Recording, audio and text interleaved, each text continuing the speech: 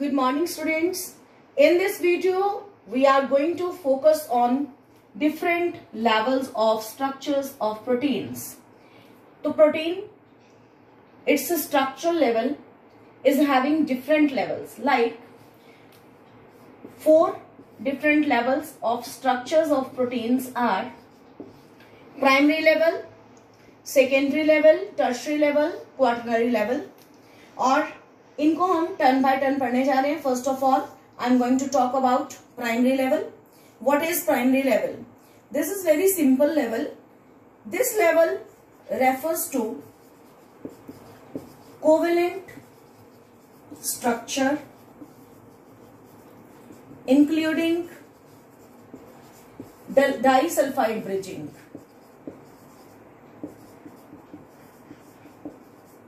तो amino acid ने जब जुड़ना है उनमें लिंकेजेस होनी है. और प्राइमरी लेवल में क्या होता है कि कोवेलेंट स्ट्रक्चर आती है और उसी कोवेलेंट स्ट्रक्चर के अंदर डाइसल्फाइड ब्रिजिंग भी होती है. मतलब 2 अमाइनो एसिड की चेन्स, उनके अंदर ब्रिज किसका बना? डाइसल्फाइड का. डाइसल्फाइड ब्रिज होता है जब 2 सल्फर के एटम्स आपस में जुड़े, एक अमाइनो एसिड दूसरा अमाइनो एसिड, तो उसमें disulphide linkage. Now it's definition. Primary level की डेफिनेशन क्या है? It is the specific sequence in which various amino acids, various alpha amino acids are joint और लिंक्ड. प्रोटीन के अंदर जितने अमाइनो एसिड हैं उनका एक पर्टिकुलर सीक्वेंस है जिसमें वो जुड़े होते हैं. जो फर्स्ट प्राइमरी स्ट्रक्चर पढ़ी गई थी वो पढ़ी थी इंसुलिन के अंदर. और किसने इसकी डिटेक्शन की थी सबसे पहले? उस साइंटिस्ट का नाम है फ्रेडरिक सैंगर ने. इंसुलिन के अंदर उसने फर्स्ट टाइम प्राइमरी लेवल का स्ट्रक्चर स्टडी किया था. ना what is the importance of that primary level? Importance क्या है इस प्राइमरी लेवल? बिना प्राइमरी लेवल की, देखो ये लेवल्स हैं. जैसे कि मैं ये नहीं कह रही ये टाइप्स हैं. These are not types, these are levels. यानी कि हर स्ट्रक्चर के अंदर प्राइमरी लेवल भी होगा, सेकेंडरी भी होगा, टर्शरी भी होगा, क्वाटरनरी भी होगा. ये जरूर है कि प्राइमरी हो क्वाटरनरी ना हो, पर ये नहीं है कि क्वाटरनरी हो और प्राइमरी ना हो. प्राइमरी के बिना सेकेंडरी, टर्शरी, क्वाटरनरी का कोई भी एग्जिस्टेंस नहीं हो सकता. तो प्राइमरी लेवल तो वो होता है कि जिसमें एक पर्टिकुलर सीक्वेंस है अल्फा अमाइनो एसिड का. सबसे इंपॉर्टेंट बात, व्हाट इज इट्स इंपॉर्टेंस? तो primary level determines biological activity of a protein.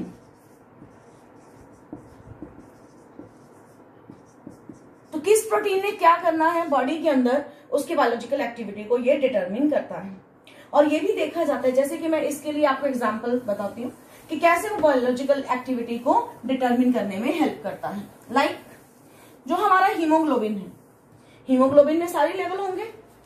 जो हीमोग्लोबिन है उसके अंदर अगर हम नॉर्मल हीमोग्लोबिन की बात करूं, नॉर्मल हीमोग्लोबिन जो हमारे अंदर है, तो suppose this is the order of all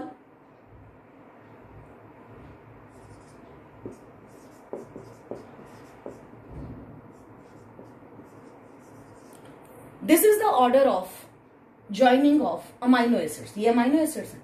amino acid के पहले पहले 3 लेटर लिखे, जैसे val for valine, histidine, leucine, threonine, proline, glutamic acid, lysine. तो सपोज इस पूरी सीरीज में से एक जो ग्लूटामिक एसिड है, it is replaced by any other. बाकी सारा ऑर्डर सेम है. मैं बायोलॉजिकल इंपॉर्टेंस की बात बता रही हूं. तो this glutamic acid is replaced bye, during lifetime it is replaced by valine. that hemoglobin is called sickle cell hemoglobin. तो यहां पर ही बायोलॉजिकल एक्टिविटी चेंज हो गई. वही जो नॉर्मल था, हमारी बॉडी में सारे काम कर रहा था हीमोग्लोबिन. हीमोग्लोबिन हमारी बॉडी में क्या काम करता है? ब्लड ट्रांसपोर्टेशन का. और सिकल सेल हीमोग्लोबिन में अब वो प्रॉपर्टी खत्म हो जाएगी, कम हो जाएगी. तो जाने कि सिर्फ एक अमाइनो एसिड की रिप्लेसमेंट हमने की और वो हीमोग्लोबिन नॉर्मल से क्या बन गया? सिकल सेल बन गया. This is about primary level. Now secondary level of structure, now discuss about it. तो सेकेंडरी लेवल के अंदर क्या होता है? जब हमने प्राइमरी लेवल पढ़ा, प्राइमरी लेवल को हम ऐसे रिप्रेजेंट कर सकते हैं। सेकेंडरी लेवल के लिए हमने अब क्या करवानी शुरू कर देनी है, दैट इज सेकेंडरी लेवल को हम जब पढ़ने जा रहे हैं उसको हम किस तरह से पढ़ने जा रहे हैं। तो लेट्स सी, इसमें क्या होता है कि जो कन्फॉर्मेशन है, conformation, it is the conformation which the polypeptide chains assume as a result of, very very important, अब हमने इसमें इंट्रोडक्शन कर रहे हैं हाइड्रोजन बॉन्डिंग की, और जैसे ही हाइड्रोजन बॉन्डिंग आनी शुरू होगी तो इसके सेकेंडरी लेवल में क्या होना शुरू होगा, दैट इज कॉइलिंग। जैसे ही कॉइलिंग का मतलब क्या होता है, इस तरह से स्ट्रक्चर्स होने शुरू हो जाए, और उसमें हाइड्रोजन बॉन्डिंग कैसे देखने को मिलेगी आगे हम इसी को डिस्क्राइब करने जा रहे हैं। और सेकेंडरी स्ट्रक्चर को फर्दर हम दो पार्ट्स में स्टडी करेंगे, एक इसका part alpha helix, another part beta pleated sheet. दोनों का डिफरेंस ही बहुत पॉपुलर है, हमेशा पेपर में आता, अक्सर every time give one difference between alpha helix and beta pleated sheet of secondary level of secondary structure of protein. तो एक जो मेन डिफरेंस है, हमने ऊपर बात की, सेकेंडरी लेवल बनता ही तब है जब पॉलीपेप्टाइड चेन्स इस तरह से अपने आप को घुमाती हैं, ऐसे कंफर्मेशन को रखती हैं कि उनमें क्या हो, पॉलीपेप्टाइड चेन में हाइड्रोजन बॉन्डिंग। तो दोनों में होनी हाइड्रोजन बॉन्डिंग ही है, पर किस टाइप की? तो +1 में आपने हाइड्रोजन बॉन्डिंग की दो टाइप्स पढ़ी थी, इंटरमॉलिक्यूलर एंड इंट्रामॉलिक्यूलर। तो अल्फा हेलिक्स में इंट्रामॉलिक्यूलर हाइड्रोजन बॉन्डिंग होती है और इसमें intermolecular hydrogen bonding, and this is the most important question from that, what is the difference? Answer is this one only. अब आगे हम इसको डेफिनेशन के हिसाब से भी देखते हैं क्या कैसे कैसे इंट्रामॉलिक्यूलर कैसे बनना है। तो इसका ये पॉइंट आपको क्लियर। दूसरा पॉइंट क्या है, carbonyl group of 1 amino acid combines with NH group of 4th amino acid. जाने कि हमने फर्स्ट अमाइनो एसिड का कार्बोनाइल ग्रुप लेना है और 4th अमाइनो एसिड का NH ग्रुप लेना है, और उन दोनों में क्या करनी है, हाइड्रोजन बॉन्डिंग। इस काम को करते करते एक क्या बन जाती है, एक कॉइल सी बन जाती है, लाइक दैट। और इस कॉइल के अंदर जब 1 और 4th नंबर का अमाइनो एसिड का ये वाले ग्रुप मिलते हैं, टोटल 4 अमाइनो एसिड नहीं यूज होते, अमाइनो एसिड 3.6 यूज होते हैं, टोटल 4 नहीं होते हैं, फर्स्ट और फोर्थ को मिला के टोटल 3.6 यूज होते हैं। ये हो गया एटम्स का नंबर, यहाँ पे हमने अमाइनो एसिड का नंबर, और टोटल कितने उसमें एलिमेंट्स रिंग बनाते हैं, कितने मेंबर्ड रिंग बनाते हैं, 13 मेंबर्ड रिंग, और 13 मेंबर्ड रिंग कॉइलिंग की वजह से बनी, इसलिए हम अल्फा हेलिक्स को इस तरह से रिप्रेजेंट कर देते हैं 3.6 13। Again 3.6 is the number of amino acid and 13 membered ring is formed. तो अब इसके स्ट्रक्चर भी बना के देखते हैं ताकि हमें ये पूरा पता चल जाए। Till then beta pleated sheet क्या है, इसमें a number of chains are inter bounded to form sheet. एक शीट बनी, दूसरी शीट बनी, तीसरी शीट बनी, और शीट्स एक दूसरे के ऊपर लग लग कर 3 डायमेंशनल स्ट्रक्चर को फॉर्म करते हैं। तो इस तरह से बीटा प्लेटेड शीट 3 डायमेंशनल है और ये क्या है, कॉइल्ड है। मैं इसमें आपको और अल्फा हेलिक्स और बीटा प्लेटेड शीट दोनों की एग्जांपल, अल्फा कैरेटिन और बीटा कैरेटिन। कैरेटिन जो है ऐसा प्रोटीन है जो हमारे हेयर में है, नेल में है और हमारे स्किन में है। तो let's draw the structure of alpha helix. Alpha helix कैसे बना, हमने कहा था सिंपल वे में सेकेंडरी लेवल को ऐसे ड्रॉ करते हैं, तो उसी से मैं आपको अब अल्फा हेलिक्स का स्ट्रक्चर ड्रॉ करके दिखाने लगी हूं। सी,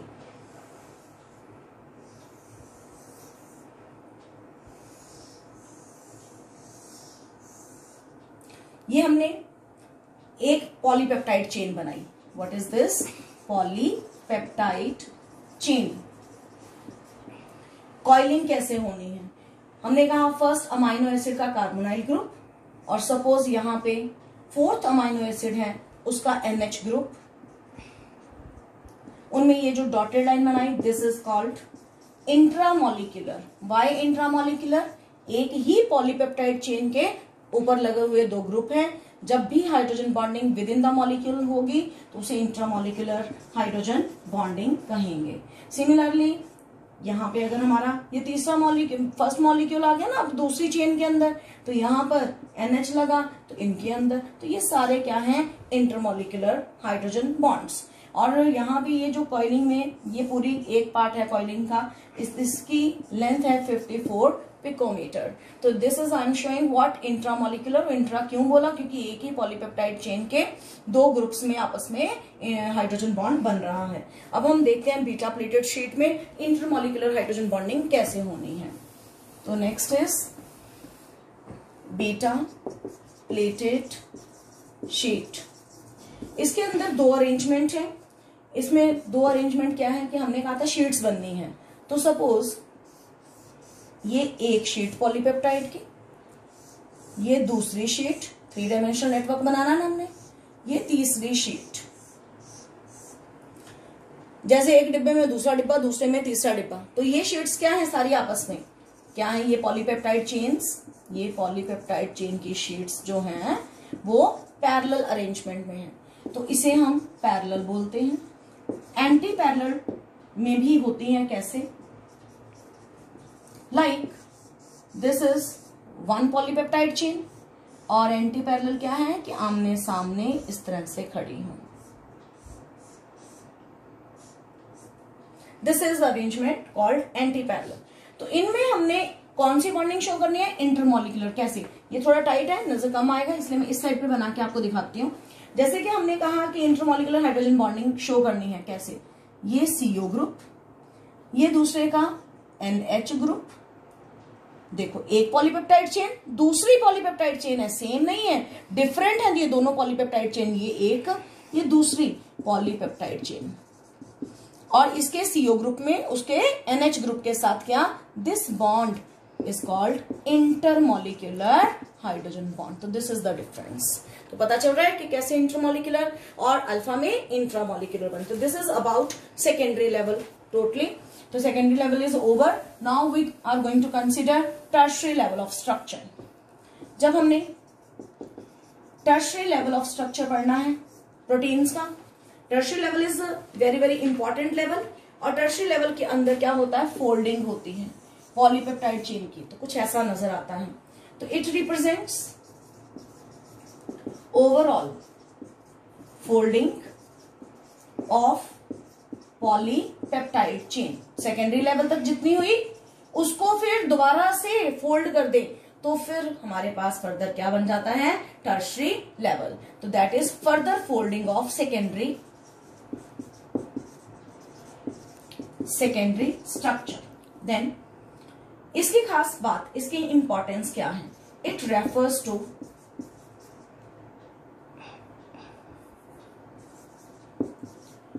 the manner in which entire protein folds up in 3D space, ताकि उसको क्या मिल जाए? एक 3D स्पेस में है, ताकि उस प्रोटीन को स्पेसिफिक शेप मिले। तो शेप के लिए tertiary level is responsible. Now किसी भी प्रोटीन के टर्शियरी लेवल को बताने के लिए कौन जिम्मेदार है? Primary structure. प्राइमरी स्ट्रक्चर ही डिक्टेट कर सकती है कि टर्शियरी लेवल कैसा होगा, ना कि टर्शियरी लेवल डिसाइड करेगा कि primary structure will dictate tertiary structure. और टर्शियरी स्ट्रक्चर फिर से वही जैसे कि हमने पढ़ा था लास्ट वीडियो में भी, फाइब्रस और ग्लोबुलर दोनों नेचर का हम पढ़ सकते हैं। और इस टर्शियरी लेवल में सबसे इंपॉर्टेंट चीज है कि बहुत सारी फोल्डिंग होती है। तो फोल्डिंग तो हम कितनी बार बनाएंगे, उन फोल्डिंग्स को कौन सी फोर्सेस स्टेबल करके रखती हैं? तो उसके लिए Suppose this is one polypeptide chain, this is another polypeptide chain. This is polypeptide chain, ये दूसरी पॉलीपेप्टाइड चेन। फोल्डिंग के अंदर की बात कर रही हूं, तो उसको सिंपल वे में कैसे उन फोर्सेस को हमने शो करना है, क्योंकि ये 2 नंबर में क्वेश्चन बहुत बार आया है कि describe the forces which stabilise tertiary structure of protein. तो उसमें 4 तरह की फोर्सेस हैं। पहले तो मैंने पॉलीपेप्टाइड चेन बनाई है ये 2, I am repeating again and again ताकि आप लोग कंफ्यूज ना हो कि ये पॉलीपेप्टाइड चेन्स हैं। अब इनको 4 तरह की फोर्सेस स्टेबलाइज करती हैं। वो 4 तरह की फोर्सेस कौन कौन सी हैं और उनको यहाँ पर केमिकली कैसे हम केमिकल सिंबल्स कैसे शो करना है। इन 2 मॉलिक्यूल्स में, एक ये मॉलिक्यूल नजर आ रहा है, एक ये मॉलिक्यूल, ये वाली फोर्सेस इनको हम बोलते हैं van der Waals forces of attraction और interaction. Then this is what, इस बॉन्डिंग का नाम डाइसल्फाइड लिंकेज। देन हम शो करने जा रहे हैं इलेक्ट्रोस्टैटिक फोर्सेस ऑफ इंट्रैक्शन। इस साइड पे अमोनियम आयन है, इस साइड पे CO नेगेटिव है, तो इन दोनों के अंदर इसका O और इसके अंदर कौन सी ये वाली फोर्सेस हैं। इन फोर्सेस का नाम इलेक्ट्रोस्टैटिक इंट्रैक्शंस। एंड लास्ट है हमारे पास हाइड्रोजन बॉन्डिंग, जो वही इसका एक का CO पार्ट दूसरे का NH part. This is intermolecular hydrogen bonding. Inter क्यों, 2 डिफरेंट पॉलीपेप्टाइड के बीच में। तो 4 कौन से फोर्सेस हैं which stabilise tertiary structure, van der Waals forces of interaction, then disulphide linkage, electrostatic interactions and intermolecular hydrogen bonding. और ये था आपके पास टर्शियरी लेवल के बारे में। Now last level quaternary level, उसको पढ़ते हैं।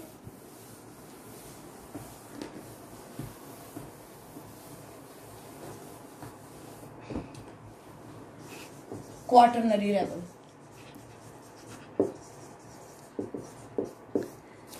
ना क्वाटरनरी लेवल के अंदर हमने क्या पढ़ना है, इसका डेफिनेशन, हर एक लेवल का डेफिनेशन जरूर करना है, दैट इज वेरी इंपॉर्टेंट।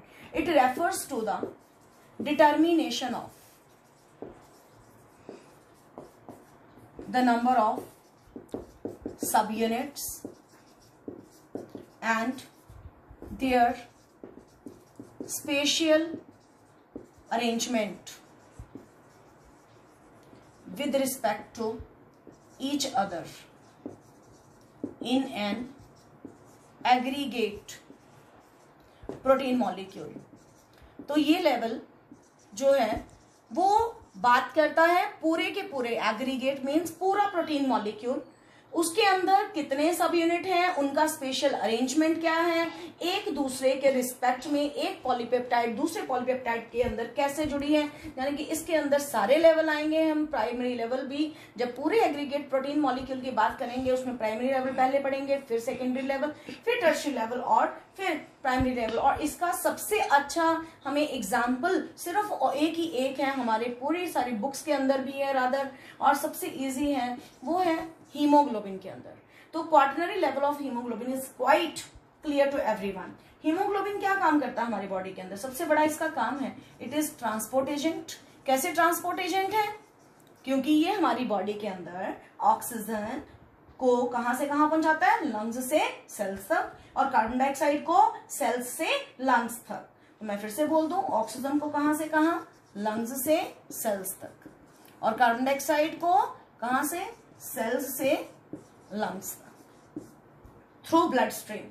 जो हीमोग्लोबिन है ये 4 पॉलीपेप्टाइड चेन्स का बना होता है, 4 पॉलीपेप्टाइड चेन्स, 4 पॉलीपेप्टाइड चेन्स। इसको 2 पार्ट्स में डिवाइड कर देती हूँ, 2 अल्फा वाली होती हैं और 2 बीटा। जो अल्फा वाली चेन्स हैं 2 सिमिलर, उन दोनों चेन्स में 141 अमाइनो एसिड्स होते हैं, और 2 बीटा वाली में 146 अमाइनो एसिड्स। तो ये किसका नंबर है, अमाइनो एसिड का। हर एक चेन के ऊपर, हमने 4 चेन पढ़ी ना, हर एक पॉलीपेप्टाइड चेन के ऊपर, यानी कि 2 अल्फा 2 बीटा के पास हर एक चेन के ऊपर एक ग्रुप होता है, heme group. That heme group is the protein part. Iron protoporphyrin का कॉम्बिनेशन, हीम ग्रुप किसका कॉम्बिनेशन है, आयरन प्रोटो पॉर्फायरिन, इसका कॉम्प्लेक्स होता है हीम ग्रुप। तो this is all about quaternary structure. Quaternary structure के अंदर क्या होता है, फोल्डिंग फोल्डिंग फोल्डिंग। टर्शरी की भी फोल्डिंग कर दी जाए तो क्वाटरनरी बनता है। तो टर्शरी की फोल्डिंग कैसे हम शो कर सकते हैं, अगर शो करने को कभी कोई बोल दे तो ये है टर्शरी लेवल सपोज, और टर्शरी लेवल के अंदर और फोल्डिंग, तो this is quaternary structure. Now after structure we come to what is biological functions of protein. तो प्रोटीन के 4-5 हमने बायोलॉजिकल फंक्शन अपनी बॉडी के अंदर पढ़ने हैं। तो हमारी बॉडी में प्रोटीन कहाँ कहाँ काम आते हैं। तो हमारा नेक्स्ट टॉपिक क्या है, we have to focus on biological functions of protein, और इसी के साथ protein part will be over. तो क्या है first function, they are chief structural material of animal tissues. मतलब हमारी बॉडी के बहुत सारे टिश्यूज को स्ट्रक्चर ये प्रोवाइड करते हैं। एग्जाम्पल कैरेटिन कहाँ होती है हमारे बॉडी में, हेयर, नेल, वूल। तो वूल में तो हो गई ना, बॉडी में हेयर और नेल में, और साथ में वूल के अंदर। देन हमारी बॉडी में मसल्स होते हैं, और मसल्स में कौन सा प्रोटीन है, उसका नाम मायोसिन। देन सिल्क, सिल्क के अंदर कौन सा प्रोटीन है, फिब्रोइन। तो ऐसे भी क्वेश्चन आते हैं, name the protein present in hair, answer is keratin. Name the protein present in muscles, myosin. Name the protein present in silk, fibroin. Then अभी ऊपर हमने बात की एज ए ट्रांसपोर्ट एजेंट, जो गैसेस का लेन देन करता है ब्लड के थ्रू, ऑक्सीजन और कार्बन डाइऑक्साइड का। तीसरा जो हमने एंजाइम्स में भी पढ़ा और एंजाइम में हमने पढ़ा भी है, दे आर, एंजाइम्स क्या होते हैं, ग्लोबुलर प्रोटीन्स। तो आज यहाँ पे भी इसको हम लिख सकते हैं उसके यूज में भी। और बिना एंजाइम्स के हमारी बॉडी में कोई भी बायोकेमिकल रिएक्शन कैटेलाइज नहीं हो सकता है। और जितने ग्लोबुलर प्रोटीन्स होते हैं, अगेन क्या, दे परफॉर्म, अगर रिएक्शंस होते हैं तो they regulate metabolic processes. And last but not the least, हमारी बॉडी के अंदर जब भी कोई बाहर से पैथोजन अटैक करता है, फॉरेन पार्टिकल अटैक करता है, जैसे आजकल वायरल डिजीज चल रही है, वायरस है, वायरस जब भी अटैक करता है तो बॉडी खुद ही उसको मारने के लिए, इम्यूनिटी हम किसको बोलते हैं, हम कहते हैं अपनी इम्यूनिटी बूस्ट करो। इस वायरस के टाइम पर सिर्फ इम्यूनिटी बूस्ट करने का ही टाइम है।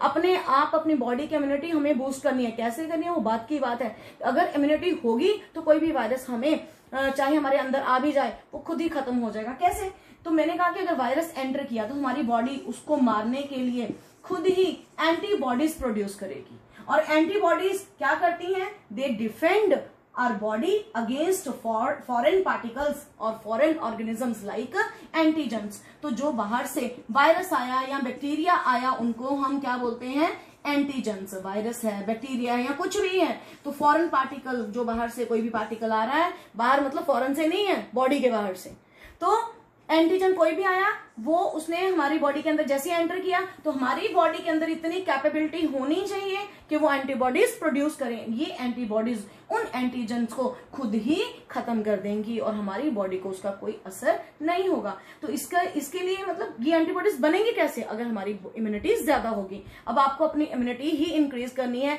जो रोज अपने घरों में आपके प्लांट लगा होता है तुलसी, उससे आप इंक्रीज कर सकते हो। Thank you, have a good day.